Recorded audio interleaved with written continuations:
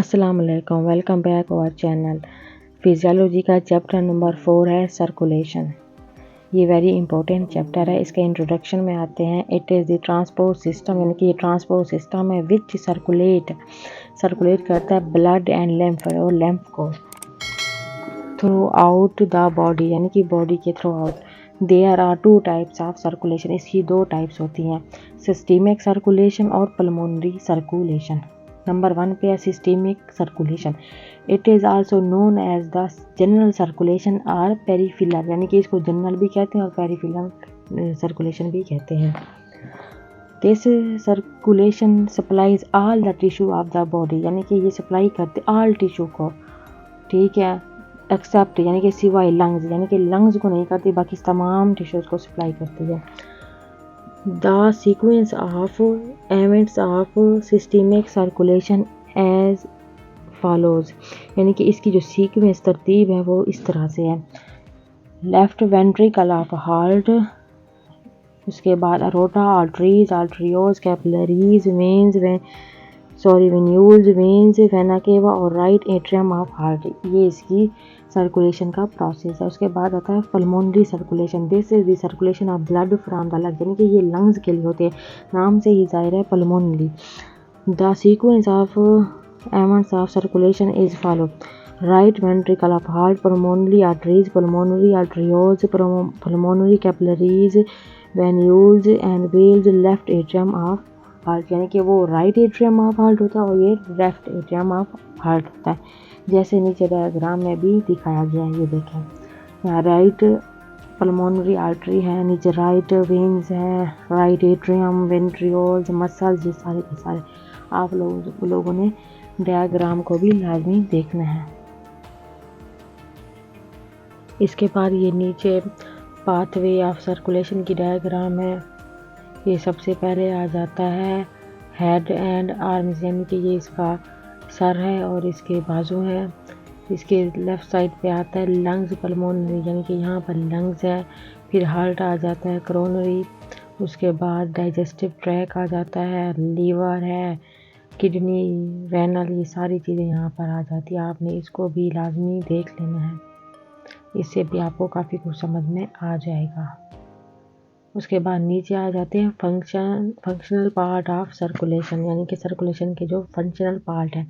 सबसे पहले heart, this is a conical hello muscular organ, यानी कि ये कॉनिकल होता है, सिचुएटेड इन द मिडल मेडिस्टिनम, यानी कि ये मिडल मेडिस्टिनम के में वाक़ होता है। It is enclosed within pericardium, ये पेरिकार्डियम के क्लोज्ड होता है। It pumps blood to various parts of body to meet their respective nutritive requirements, यानी कि ये रिस्पेक्टिव रिक्वायरमेंट जो होते हैं ना उसको मीट करता है। उसके बाद नंबर 2 पे आता है आर्टरीज है। These R series of blood vessels, यानी कि ये ब्लड वेसल की सीरीज होती है। ये देखे साथ में हार्ट की डायग्राम भी बनी हुई है। Which carry oxygenated blood away from the heart, यानी कि ऑक्सीजनेटेड ब्लड को हार्ट से पैर लेके जाती है। उसके बाद आता है except pulmonary and lumbrical arteries, यानी कि इन दोनों को छोड़ के the wall of arteries are constructed of 3 course of tunica, यानी कि ये 3 कोर्स के अंदर होती है जो कि टूनिका है। They have a hollow core called lumen through which blood flow, यानी कि जो हालो कोर का होता है ना उसको हम ल्यूमेन कहते हैं और जिसके अंदर ब्लड फ्लो करता है। नंबर 3 पे आता है arterioles. These are the smaller branches of arteries which deliver blood to capillaries, यानी कि स्मॉल ब्रांचेज होती है आर्टरीज की जो ब्लड को डिलीवर करती है कैपिलरीज तक। आर्टरियोज प्ले अ की रोल, यानी कि इसका की रोल इंपॉर्टेंट रोल होता है इन रेगुलेटिंग ब्लड फ्लो, यानी कि ब्लड को रेगुलेट करने में फ्रॉम आर्टरीज में। ये देखे जैसे कि डायग्राम में भी बना हुआ है, ये सारी चीज़ें आपने देख लेनी है। उसके बाद आ जाता है the smooth muscle of arteries like that of arteries is subject to vaso construction and vaso dilation, यानी कि ये वैसो डायलेशन और कंस्ट्रक्शन में अहम किरदार अदा करता है। Change in diameter of arterioles can also significantly effect the blood pressure, यानी कि ये ब्लड प्रेशर पर भी बहुत इफेक्ट करता है। उसके बाद नंबर 4 पे आ जाता है capillaries. These are diffuse network of blood, यानी कि ब्लड का डिफ्यूज नेटवर्क होता है विच कनेक्ट द आर्ट्रियोज, यानी कि ये आर्ट्रियोज के साथ कनेक्ट होता है और वेन्यूल्स के साथ भी। Capillaries are found in almost every cell in body, यानी कि एवरी सेल बॉडी में ये पाया जाता है। एग्जाम्पल के तौर पर आता है higher structure, muscles, liver, kidney, lungs, इन सब में ये पाया जाता है। उसके बाद आता है venules. These are blood vessel that connect capillaries with veins, यानी कि वेन्स के साथ कनेक्ट होता है कैपिलरीज के साथ भी। उसके बाद 6 पे आता है veins. These are a series of blood vessel, ये ब्लड वेसल की सीरीज होती है which carry blood toward the heart, यानी कि ब्लड को हार्ट की तरफ लेके जाता है। Except pulmonary and lumbrical veins, इन दोनों को छोड़ के। veins are composed of essentially the same three course or arteries but they are variation in their relative thickness, यानी कि ये thickness भी इसमें होती है। उसके बाद ये देखें, ये डायग्राम भी बनी हुई है इसकी। कैपिलरीज है, आर्टरीज है, वेन्यूज, टिश्यू सेल्स, वेन, सब कुछ। और अब लास्ट पे आ जाते हैं properties of cardiac muscle. Number 1 पे है nature. Cardiac muscle is involuntary in function and saturated in appearance, यानी कि ये इनवॉलंटरी होता है। कार्डियक मसल एज अ सेंसिटम, यानी कि एक जैसे। when a number of cells function as a single unit, यानी कि सिंगल यूनिट होता है। The whole functional unit is called a functional system, यानी कि सारा जो फंक्शन होता है या सारा सिस्टम जो ना फंक्शनल सिस्टम कहलाता है। The heart is compose of 2 different system, the atrial और वेंट्रिकुलर सिस्टम। इसके 2 सिस्टम आर्टिकल और वेंट्रिकुलर होते हैं। उसके बाद आ जाता है ऑटोनोमिसिटी, यानी रिथमिसिटी।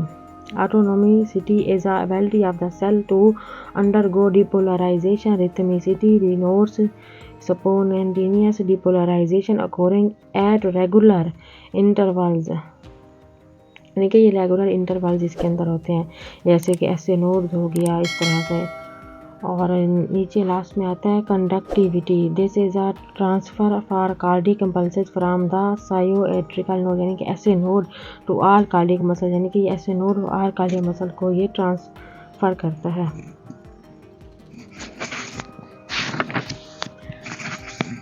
आई होप कि आपको ये सही से समझ में आ गया होगा। उसके बाद हम आ जाते हैं नीचे पाथवे पर। This phenomena occur through a specialized conducting system, यानी कि ये स्पेशलाइज्ड कंडक्टिंग सिस्टम होता है जो consisting of the S node, यानी कि ये एस नोड को कंसिस्ट करता है। इंटरनोडल पाथवे, यानी कि इंटरनोडल पाथवे को भी एवी और एवी नोड्स को भी। Contractility, this is the contraction of cardiac muscle due to interdigitation of actin and myosin, यानी कि एक्शन और मायोसिन को भी ये कंस्ट्रक्ट करता है। इसके बाद आता है filaments in the presence of ATP, यानी कि ये प्रेजेंस करता है एटीपी को, फिलामेंट्स को। उसके बाद आ जाता है refractory period. It is the time period during which N already excited cardiac muscle, यानी कि कार्डियक मसल उसमें होता है कैन नॉट बी री एक्साइटेड, यानी कि एक्साइटेड और री एक्साइटेड कार्डियक मसल इसके अंदर होते हैं। इस refractory period is of 2 type, इसकी 2 टाइप्स है, एब्सोल्यूट रिफ्रैक्टरी पीरियड और रिलेटिव रिफ्रैक्टरी पीरियड। उसके बाद आ जाता है ऑल या और nothing law. The cardiac muscle fibre do not contract of if the stimulus is subthreshold, यानी कि स्टिमुलस करता है। they will contract with consist strength if the stimulate is at or above the threshold, यानी कि threshold के above होता है। ये नीचे डायग्राम भी इसकी बनी हुई है, देखिए ए वी है, आर वी, पी ए, साइनोवल, सारी की सारी चीज़ें बनी। सिस्टोलिक डायसिस्टोलिक ब्लड कैसे ट्रांसफ़र किया जाता है हार्ट को, पल्मोनरी आर्टरीज को, ये सारा का सारा इसमें डिस्कस किया गया है। आई होप कि आपको ये सारी चीज़ें सही से समझ में आ रही होंगी। आई होप आपको यहाँ तक सही से समझ में आ गई होगी। अब हमारा नेक्स्ट टॉपिक है लास्ट, कार्डियक साइकिल, जो कि वेरी इंपॉर्टेंट है। सबसे पहले हम इसकी डेफिनेशन को रीड आउट करते हैं। It is the period from the beginning of one heartbeat to the beginning of next heartbeat, यानी कि जो पहली हार्ट बीट होती है और लास्ट वाली हार्ट बीट होती है, इसका जो सर्कल होता है ना वो कार्डियक साइकिल कहलाता है। इसकी सिंपली डेफिनेशन और भी है, और simply it is one complete beat of the heart, यानी कि एक जो कंप्लीट बीट होती है ना हार्ट की साइकिल की, वो सारी को हम कहते हैं cardiac cycle. Each cycle is initiated by spontaneous generation of an action potential in the S node, यानी कि ये एस नोड में पोटेंशियल करती है। The cardiac cycle consist of a period of relaxation, यानी कि जो कार्डियक साइकिल का रिलैक्सेशन पीरियड होता है कार्ड डायासिस्टोलिक, यानी कि इसको डायस्टोलिक कहते हैं। During with the heart filled with blood, यानी कि इस दौरान जो हार्ट है ना वो ब्लड से फिल हो जाता है। The period is followed by a period of construction called systolic, यानी कि जो इसको फॉलो करता है कंस्ट्रक्शन के तौर पर उसको सिस्टोलिक कहते हैं। एज डिस्क्राइब्ड बाय विगर, यानी कि इसको विगर ने डिस्क्राइब किया था। The cardiac cycle can be divided into 8 stages, यानी कि इसकी 8 स्टेजेस हैं।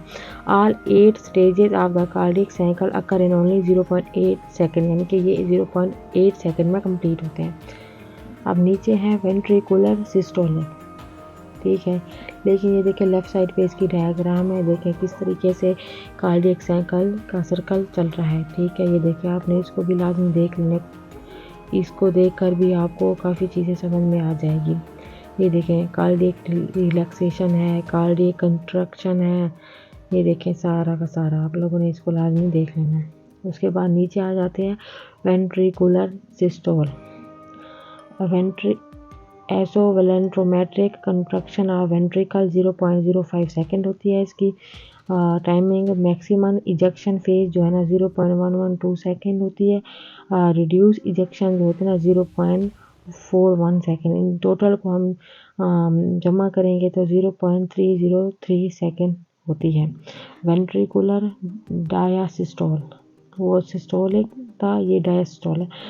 प्रोटोडायस्टोल 0.033 second. Isovolumetric relaxation 0.071 second. Rapid inflow 0.110 second. Reduce inflow 0.61 और आर्ट्रियल सिस्टोल 0.12 सेकेंड। टोटल इसका टाइम है 0.490 सेकेंड।